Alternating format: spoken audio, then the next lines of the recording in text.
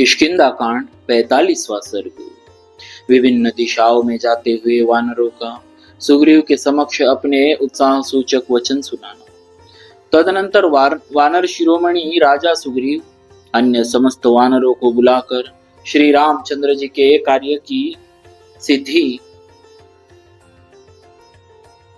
के लिए उन सब से बोले, कपिवरों, जैसा मैंने बताया है उसके अनुसार तुम सभी श्रेष्ठ वानरों को इस जगत में सीता की खोज करनी चाहिए।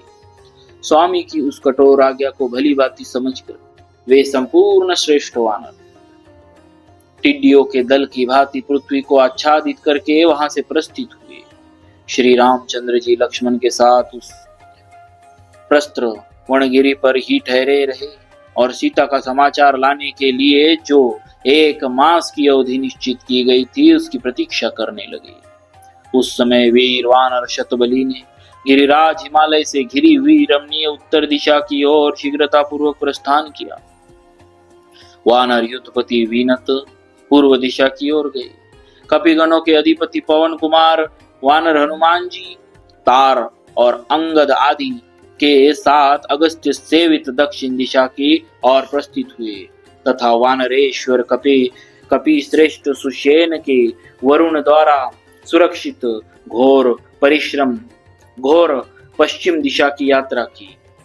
वानर सेना के स्वामी राजा सुग्रीव संपूर्ण दिशाओं में यथा योग्य वानरों को भेजकर बहुत सुखी हुए और मन ही मन हर्ष का अनुभव करने लगे। इस तरह राजा की आज्ञा पाकर समस्त वानर युद्धपति बड़ी उतावली के साथ अपनी अपनी दिशा की ओर प्रस्थित हुए।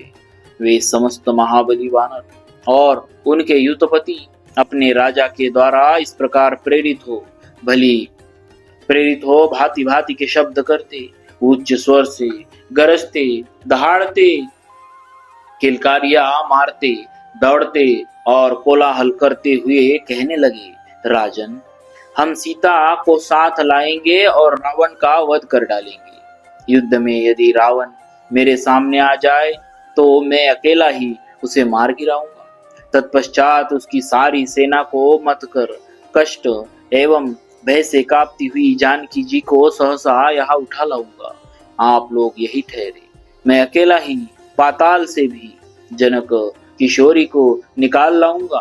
वृक्षों को उखाड़ फेंकूंगा, पर्वतों के टुकड़े टुकड़े कर डालूंगा, पृथ्वी को विदीर्ण कर दूंगा और समुद्र को भी विक्षुब्ध कर डालूंगा। मैं 100 योजन तक कूद सकता हूँ, इसमें संशय नहीं। मैं 100 योजन से भी अधिक दूर तक जा सकता हूँ। पृथ्वी, समुद्र, पर्वत, वन और पाताल में भी मेरी गति नहीं रुकती।